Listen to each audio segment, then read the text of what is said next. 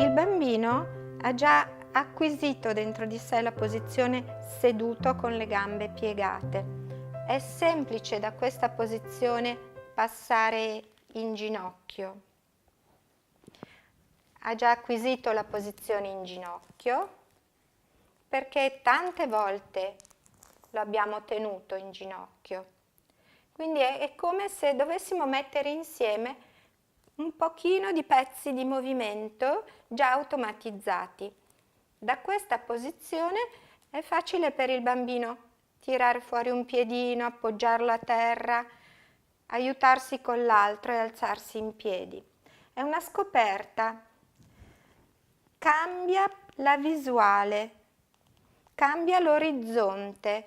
Il bambino da questa posizione, poi in piedi, farà qualche passetto di lato. Il gioco è solo un pretesto per provare l'equilibrio andando di lato da una parte all'altra, allungandosi in avanti e riappoggiandosi poi su tutti e due i piedini.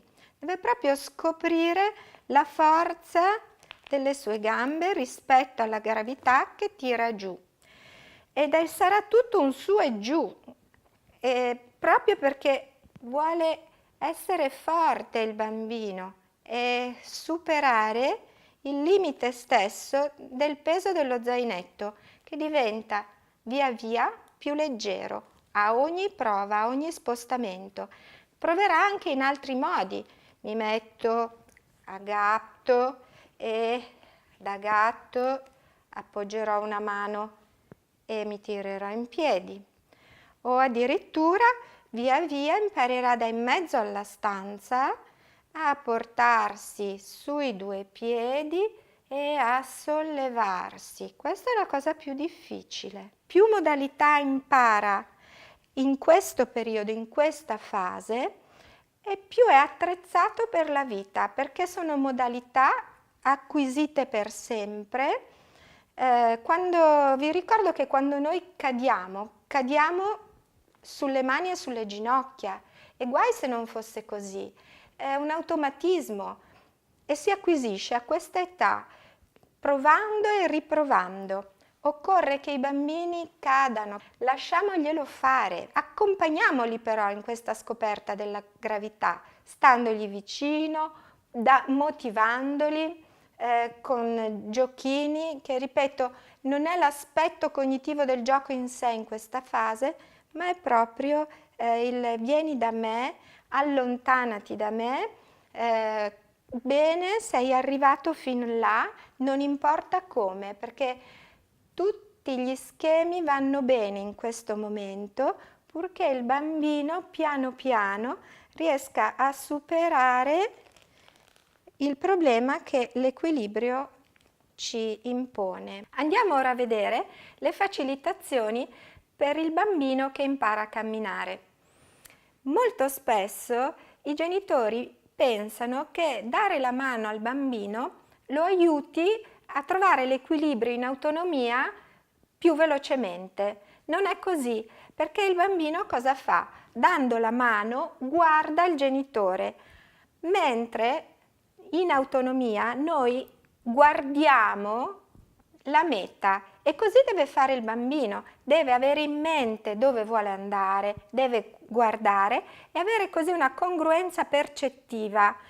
Vado dove guardo. L'equilibrio è più facile da trovare e soprattutto lo trova in autonomia, che è il nostro obiettivo, avere dei bambini autonomi benché piccoli. Quindi cerchiamo di non dare la mano al bambino, di seguirlo, di incoraggiarlo, di farlo venire verso di noi o andare verso qualcosa, che è un'azione. Vado, vengo, sono azioni.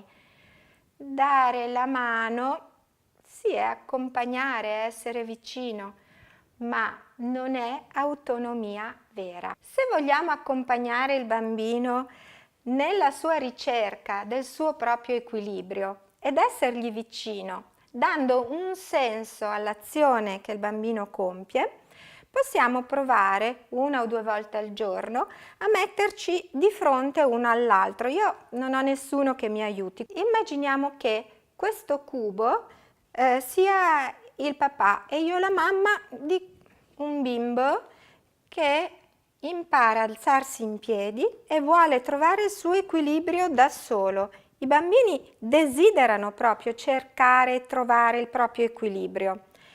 Le nostre braccia servono come una spalliera a cui appoggiarsi, come un parapetto, ma lui può togliere o mettere le mani e qualche passino incominciare a sentire che le anche il bacino è stabile rispetto alla colonna, che i piedini e le ginocchia sono forti e possono contrastare la gravità in autonomia.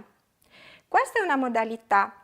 Altre modalità possono essere, per esempio, vicini a una lavagna, noi col bambino, fare in modo che il bambino si appoggi alla lavagna stessa e poi disegni, o meglio cancelli quello che noi disegniamo. La spugna scura è un buono stimolo per il bambino. Nello stesso tempo qualche passetto muoverà da solo con l'intento di cancellare. Ci stiamo avvicinando alla fase del no, che è una fase molto importante, e si divertirà molto a cancellare quello che noi disegniamo, un tondo, una linea, cose semplici che il bambino possa seguire con la spugna. Vi ringrazio per l'attenzione e vi propongo di informarvi presso le associazioni per persone con sindrome di Down. Sapranno darvi molte indicazioni.